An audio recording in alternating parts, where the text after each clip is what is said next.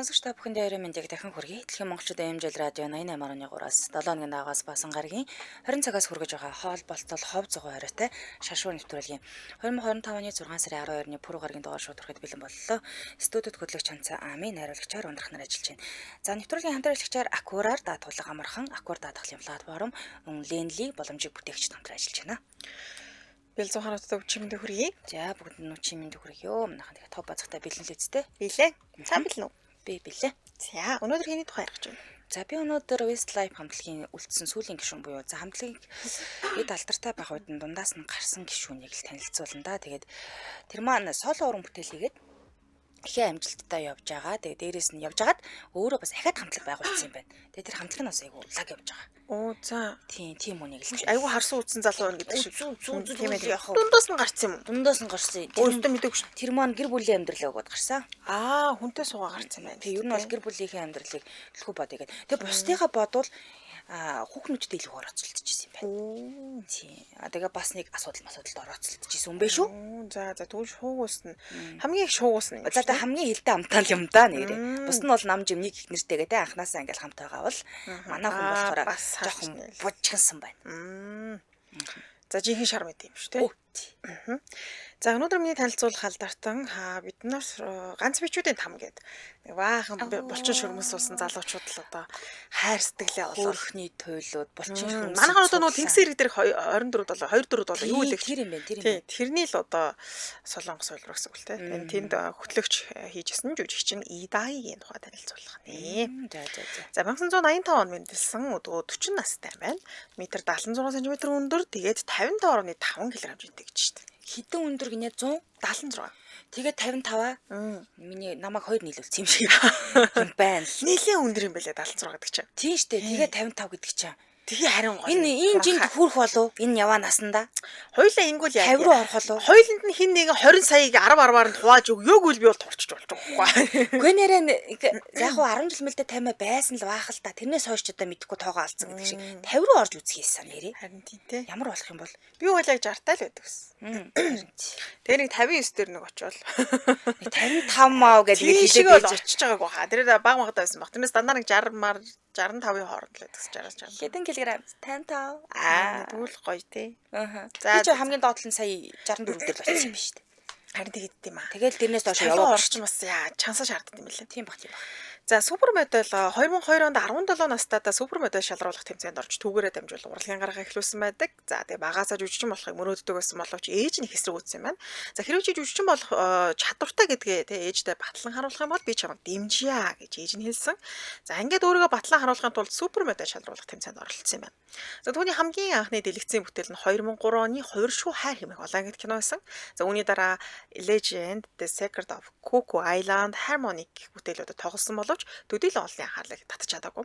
За харин түүнийг олон нийтэд таниулж чадсан анхны драма нь I Can Hear Your Voice гэдэг бүтээл байсан. За энэ драма дээр Содуян прокурорын дүрийг маш чадварлаг бүтээж чадсан. За энэ драмаг ч гэсэн би тухайн үед 10 жил тахтаа үзчихсэн их гоё драма байсан.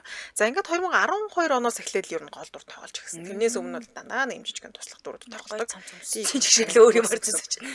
Ямар цамц өмссөн баа. Цамц айгуу гой цамц. Тийм үү. Би одоо цагааны л хараад байна. Солигдсон байна зураг. За дараагийн баримтанд байнга бүгтэж явдаг зуршилтай гинэ. Би бас тийм шүү дээ. Тий. Хүмүүс түүний хамгийн сэтгэл татам зүйлийг нь өндөр нь гэж хэлдэг гинэ. Үнэхээр хөөрхөн гоё өндөр штэ гэд. Гэвч өөрт нь өндөр байх нь бас таалагддаг байсан. Тэгээ хүмүүст өндрөөс үргэлж 2 см асчилдаг байсан. Гэвч жишээлбэл 176 дандаа 174 см-ийг хэлдэг байсан. За дээрэс нь өндөр болохоор жаахан жин нэмэгтэл амар том бие тарагддаг гинэ. Үнэ. Нүсэр харагдаад. Тийм учраас дасгал хийх дурггүй тэгээд жингээ барих шаардлагатай байгаа даа шүү дээ. Ихэвчлэн хоолны дэглэм барьж жингээ хасдаг. Гэхдээ сүүлийн үед бол бага зэрэг дасгал хийдэг болсон хоо ярьсан байлээ. За тэгээд өндөр болохоор хөл нь бас нэлээд томоо том. Тийм. Тэгээ дээрэс нь яг нь жаахан харагдуулах жижиг харагдуулахын тулд хичээдэг. Тэгээ тэр ч одоо цаанаасаа том заягдсан юм чи яалтай билээ. Тэгээ эргэн тойрны хүмүүс эсрэгээр магтдаг үнэгүй чи харин ч чиний хөл гоё харагддаг штеп. Гү чи юундээ санаа зовоод байгаа юм бэ гэд. Энэ өндөр тэгээ хөлн том болохоор тэр хүндэл тэгээд байгаа болохоос хүмүүст бол үнэхээр үсэлтэй юм гэдэг таарцал бах тий. Учир зүггүй аврах том үлдээж болж шүү дээ. Би чи эсрэгээр хөлөө том харагдуулах гэж зовчдээ штеп. За тэгээ супермодельээр ажиллаж байх үед нь нэг хүн хүнээс өөрөө сагсан бөмбөгийн тамирчин уу гэж асуужсэн гинэ.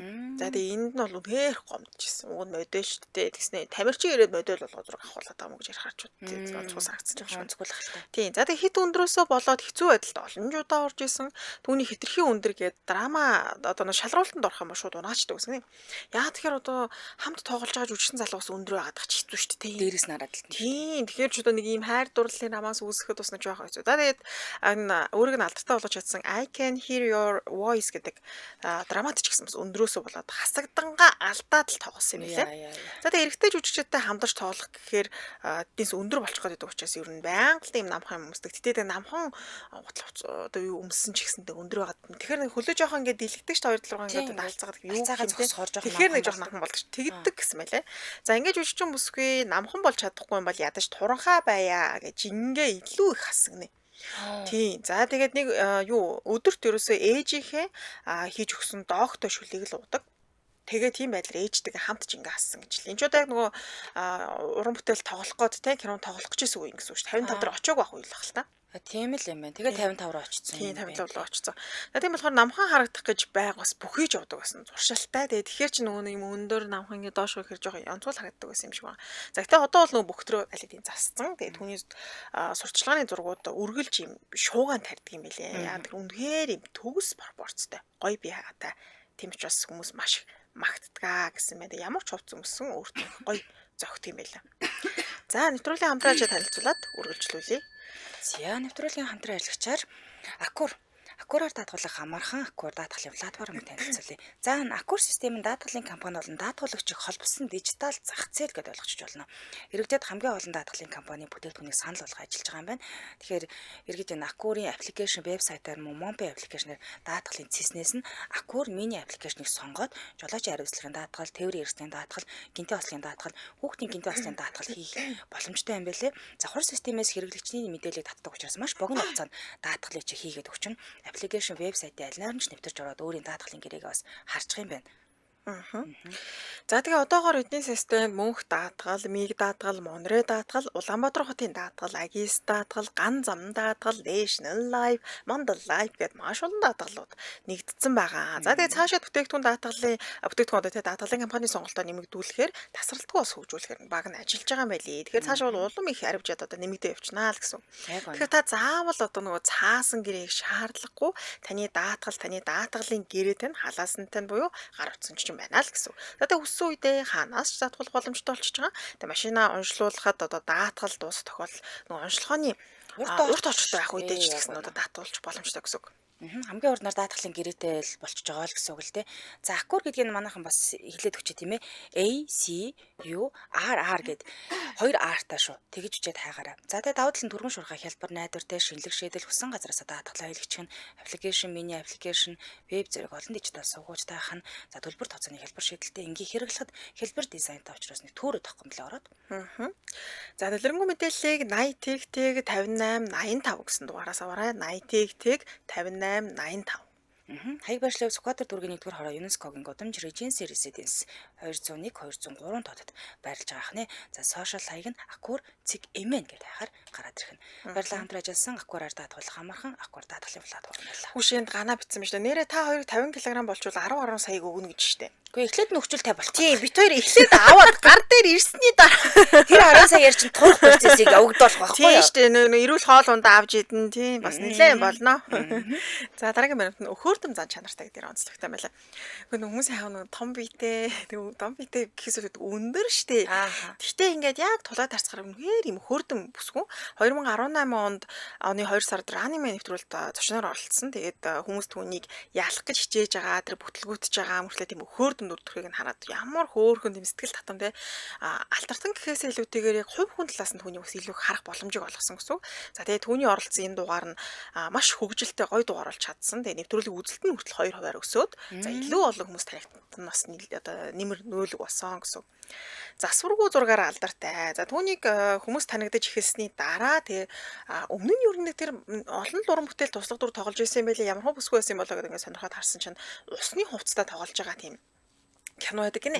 Тэрэн дээр бол бүр үнэхээр тэр ус мусан дотроос тасархаа гарч ирсэн гэж чинь тэр хөөх бөхс юу. Тэгээд тэр үед чи ерөөсө одоотой харьцуулахад одоо бол ингээл янзлдаг ч гэдэг маш олон зүйлсүүд байгаа шүү дээ. Тэр үед ерөөс тийм байхгүй үед тоглосон учраас тэр ориг байгаагаараа үнэхээр үзэсэнтэй тийм засваргүй гоё бүсгүй байна гэж ярьсан мэлээ. Янзын урт хүлтэй юм аа. Тэ Гоё хөл метр 76 гэхээр аргагүй ч тийм лөө. ээ. Бараг биенийхэн тал нь хүл биш. За жүжиглж чаддгүй гэж загнуулж ясуу удаас байдаг. Энэ Legend гэдэг бүтээлд Choi-Min-soo жүжигчтэй хамтран тоглосон юм байлээ.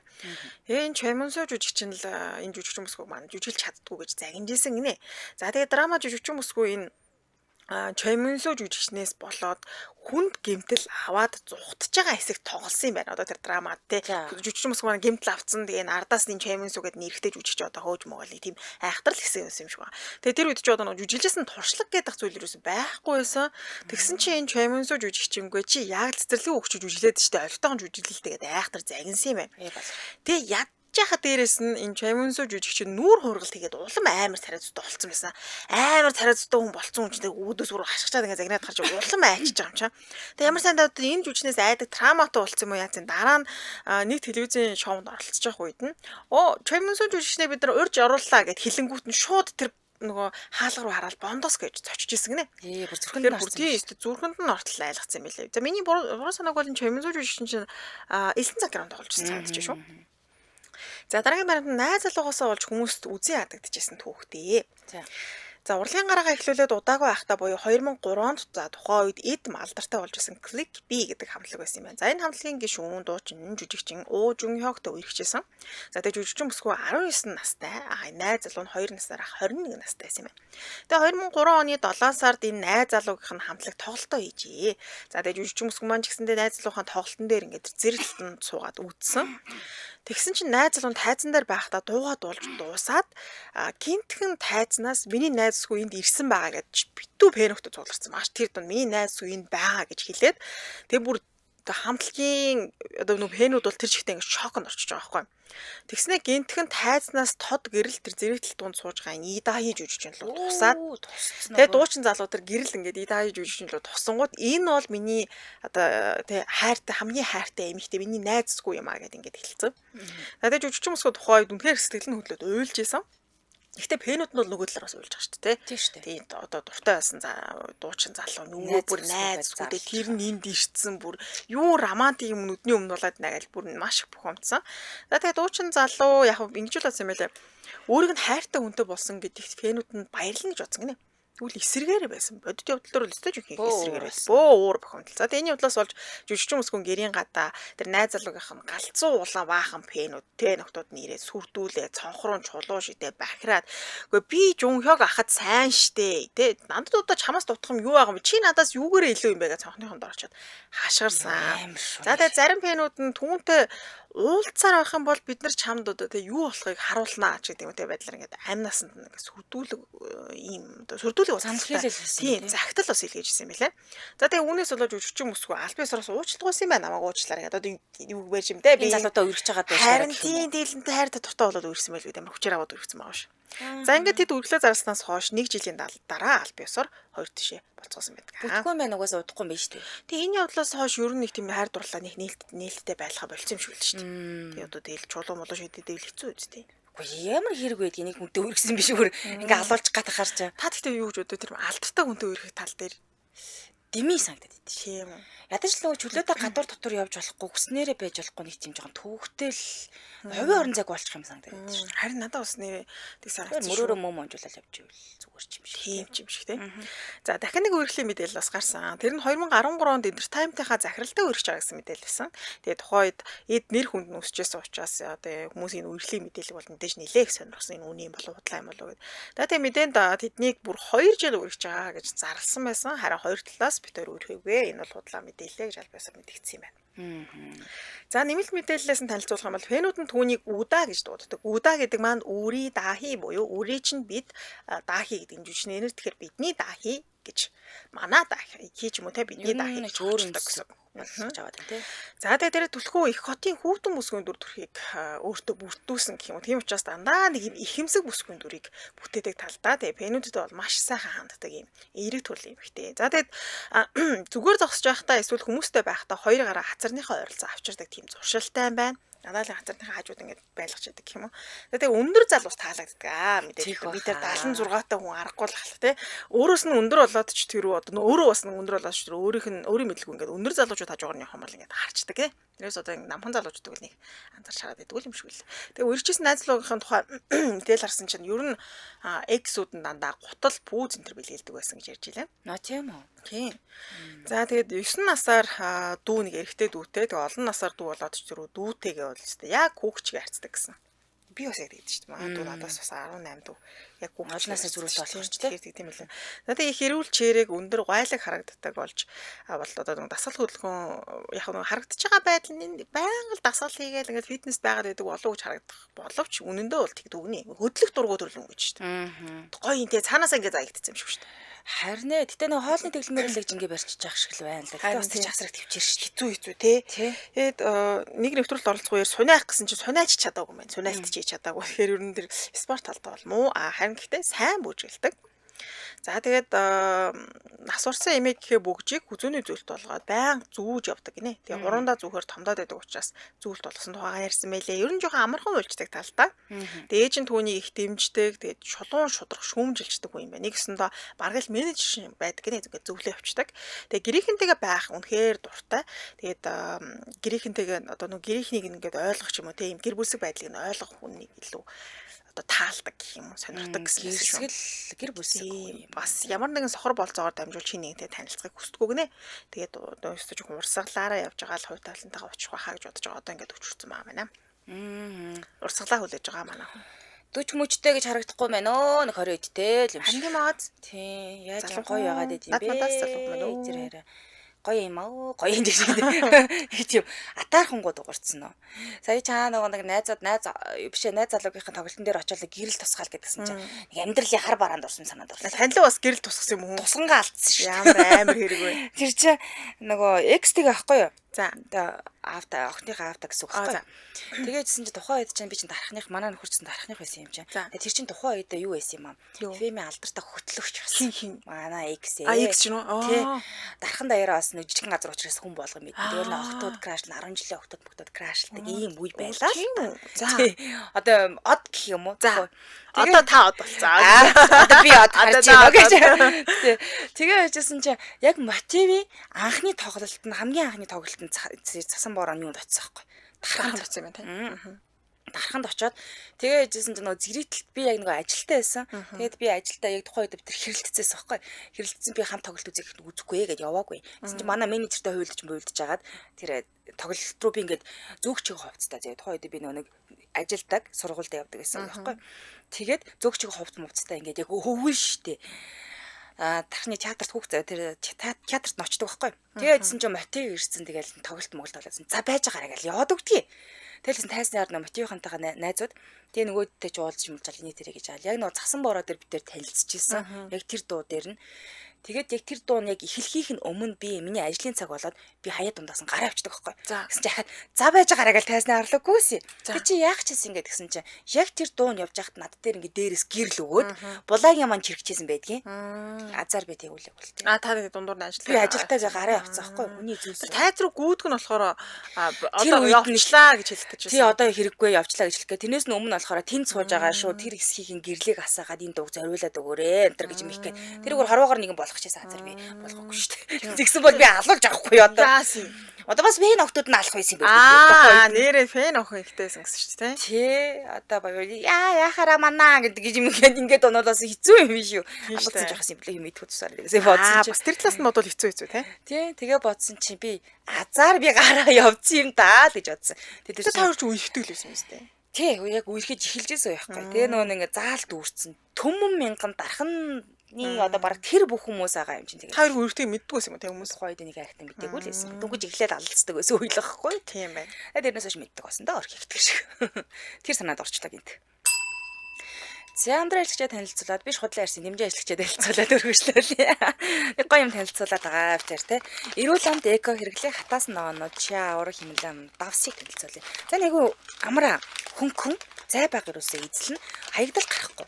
Одоо бүгдийг юусоо хэрэгжилж нээл гэсэн муудахгүй байгалийн амтаараа 50 г хатаас ногоон 500 г ногоотой тэнцгнэ.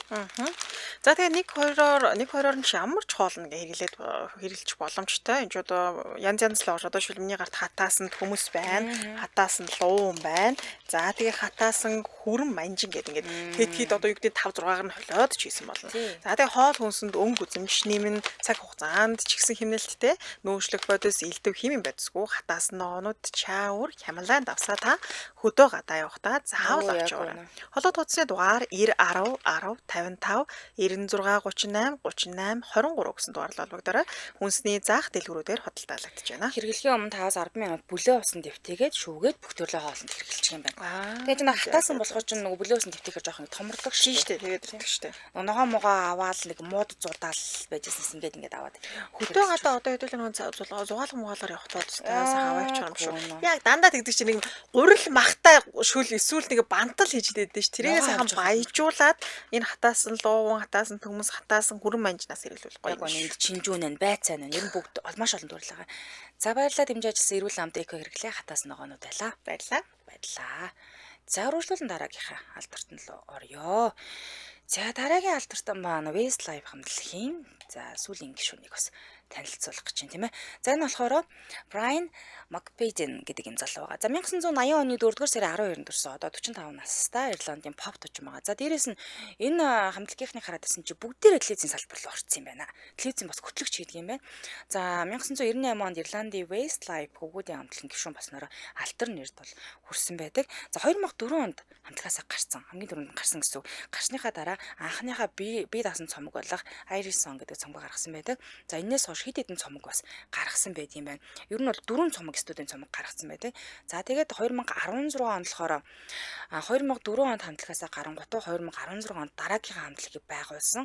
За Boyzone одоо хуучин гишүүнтэй хамтраад Boys Life гэдэг хамтлагийг байгуулсан ингэ явж байгаа юм байна. За энэ хамтлаг бол одоо 2 цомог гаргасан. Маш амжилттай уран бүтээлээ хийгээ явж байгаа хамтлаг байлаа.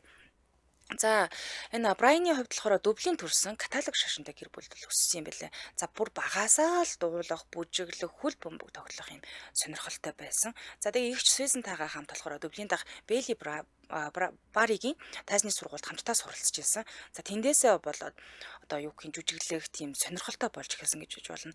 За тэнд суралцж эхлэхэд нөгөө тайз болон дэлгэцийн нөгөө туслах дүрүүдэд тоглох бас боломж олгосон юм лээ. Тэгээд бусдыгаа бол багасаа телевизийн одоо дүр тоглож исэн л гэсэн.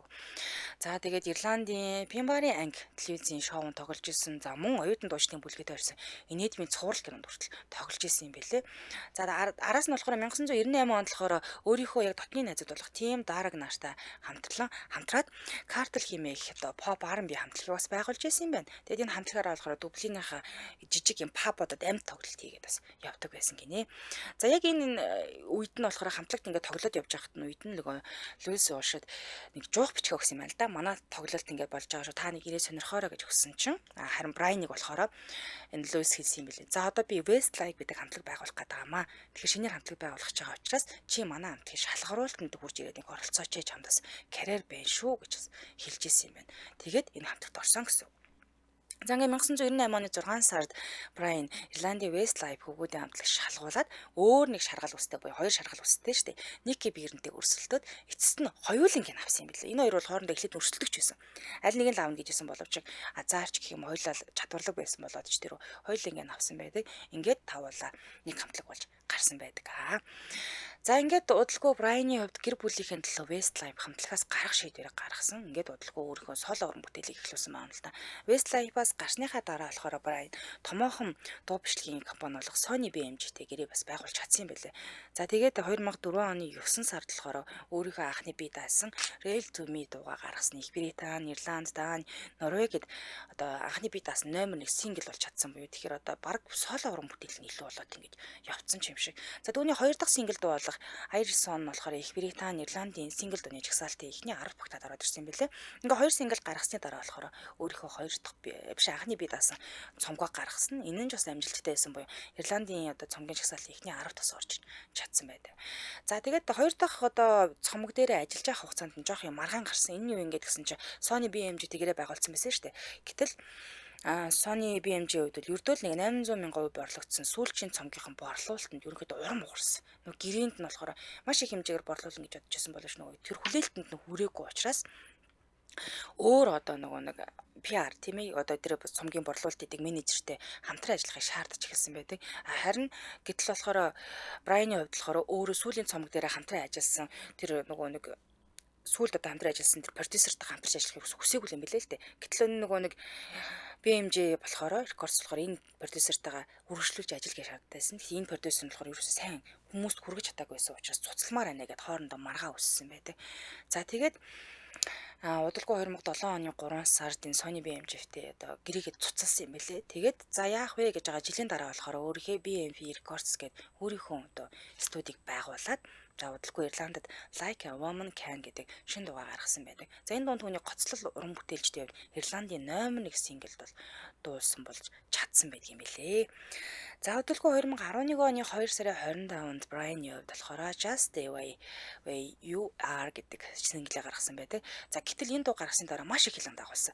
Яагаад хил ам дагуулсан юм бэ гэдгсэн чинь энэ дуу нь болохоор зарим хүмүүс нэг тийм хүчирхийлэл агуулсан байна. Хүчирхийллийн шинжтэй байна. Дууны үгэл юм байна тий. Гэмт хэргийг ерөнхийдөө хүмүүсийг тийм торхирж гин. Гэмт хэрэг хийхэд өдөөн одоо өдөөж байна гэдэг бүүм бас юм байна. Ямар утгатай үгтэйсэн бэ? Мэдгүй одоо энэ дунд байхгүй болсон учраас гэмт хэргийг алдаршуулж гин. Одоо гэмт хэргийг өдөөн. Энэ Just the Way You Are гэдэг дуу шүү дээ тий. Тэгээд энэнийг сүүлд бол шинжилсэн байж магадгүй. Алдаршуулсан гэж шүүмжилсэн байдаг. За энэний үр дүн тэрээр уг дууныхаа дуунд зориулж санал болгож байгаа. Одоо видеоныхоо зураг авалтыг цуцалсан байдаг. Одоо клипгүй болсон гэсэн үг. Цуцлаад дууг радиогоор тоглоулахгүй байхыг хүссэн буюу одоо ямар ч радиогоор явах болж гэсэн. За тэгээд энэ дуунаас орсон орлого бүрийг хүчингийн хохирогчдод буюу бэлгийн хүчирхийлэлд өргөсөн хохирогчдод хандуулахаа өөрийн Twitter хуудасаараа дамжуулж амласан юм билээ. Тэгжээж л бол жоохон намж юм болсон. Тэгэхээр нэлээд л одоо зарим хүмүүс ч дууны утгыг нэг арай өөрөөр ингээд ойлгодог. Нэг тиймэрхүү ч юм болсон юм уу яасан юм. Би ч одоо энэ Just the Way You Are ч одоо Bruno Mars-ийн л дуу санаад орж шүү дээ. Тийм тэгээд энээсээ болоод нэлээд юм болоод энэ дуунууд одоо ерөөсөө радиогоор ч юм уу клипч байхгүй цацаг. Тэгэхээр одоо тэр хэмжээний л хурцл утга агуулгатай гэсэн юм байна. Боломжгүй юм байлээ л дээ. За хамтран ажиллаж танилцуулаад урагшлуулъя. За Lendly боломжийг бүтээгчид хамтран ажиллаж байна. За худалдаа үйлчилгээний бизнес эрхлэгч нар маань наашаа анхаарлаа түр хандуулж байгаарай. Lendly-ийн зүгээс таны борлуулалтыг өсгөх Lendly одоо шинэхэн үйлчлэгийг танилцуулж байгаа юм байна. Тэгэхээр Lendly хамтран ажиллагчаар бүртгүүлээд хэрэглэгчтэй одоо аваад хувийн төлөв үйлчлэгийг санал болгоно л гэсэн. Харин бизнес эрхлэгчтэй худалдаа авалтын төлбөрийг тэр доор нь аваад ингэ явах юм билээ. За Lendly-ийн хамтран ажиллагч болсноор худалдаа үйлчилгээний бизнес эрхлэгч танд үүсэх маш олон давуу талууд байгаа. За хамгийн бага шимтгэл буюу зах зээл дээрх бусуудтай одоо аваад дараа төлөх төрлийн үйлчилгээнүүдтэй харьцуулахад Lendly-ийн хамгийн бага шимтгэлийн хувь буюу одоо 3.9%-ийг санал болгож байгаа юм байна лээ. За тэгээ бараа үйлчилгээгээ Lendly-гээр төлөвлөсөн бол төлбөрөө 7 хоногийн дараа, 14 хоногийн дараа гэдэл хүлээх шаардлагагүй шууд тэр дор нь өөрийн лендэмэн хэтвчэндээ авах боломжтой байна. Яг үнэ. Худалдаа авалт хийх доод хэмжээ нь ердөө 1000 төгрөг юм байлээ. За жишээлбэл цалин арай нэг бух болоо гэдэг ч тийм. Мөнгөгүй байх үед доод талын дэлгүүрлэг ороод худалдагч гэртээ нэг тохиролцоо зээл тавиал бичүүлээ. Манайхан ч тэгдэм байлээ манай байрны сүү талах зэрэг авдаг штэ.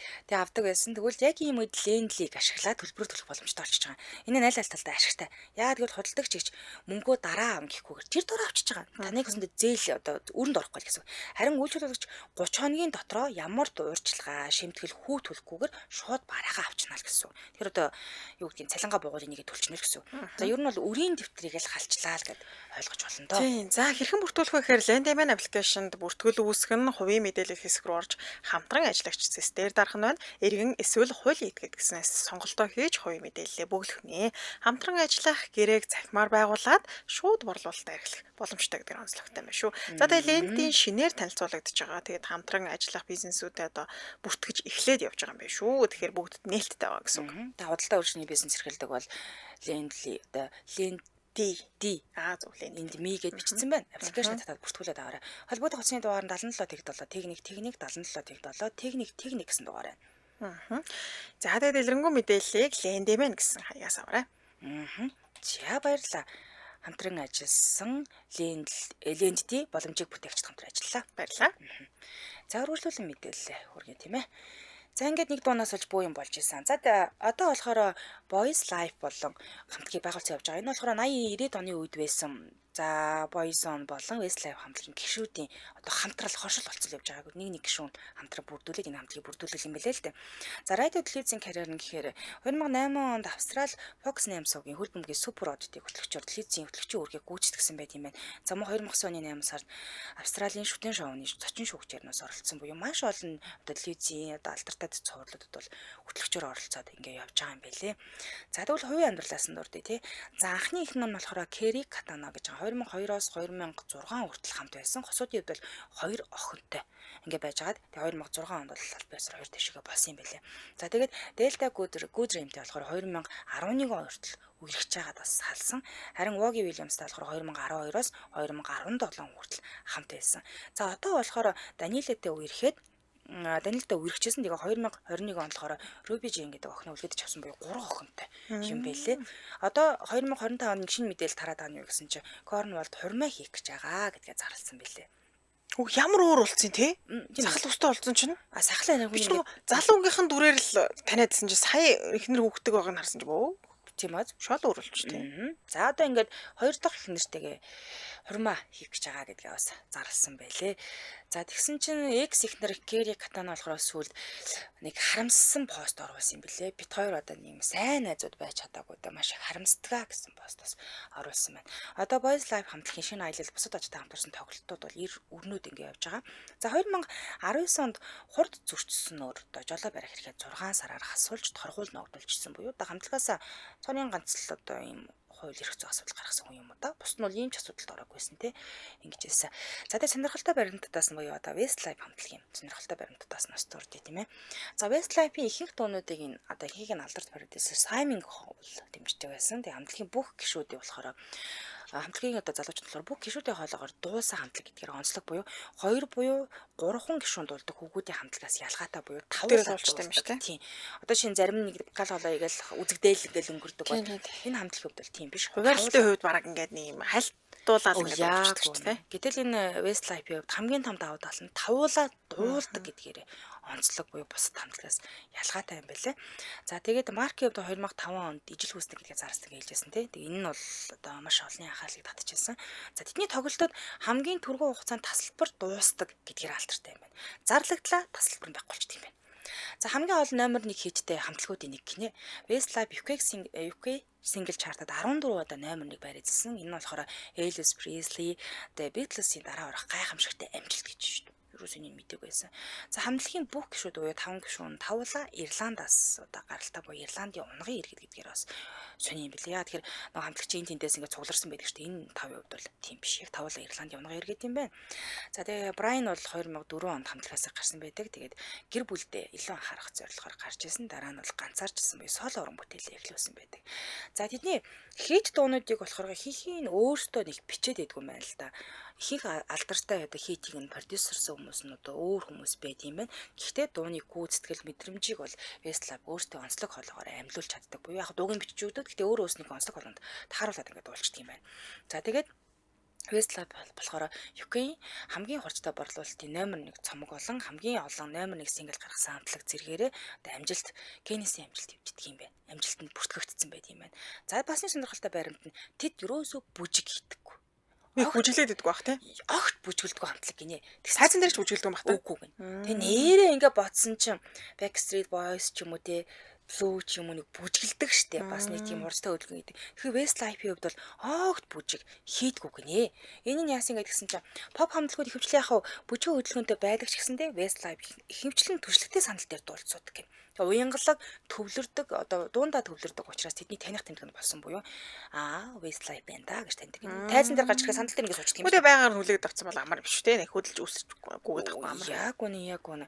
Юу энэ нам жим ингэ сууж байгаа л нэг бол зогсож байгаа л ингэ дуулцдаг юм байна. Юусоо огт нэрээ бодсон ч огт бүжгэлдэггүй юм байна л та.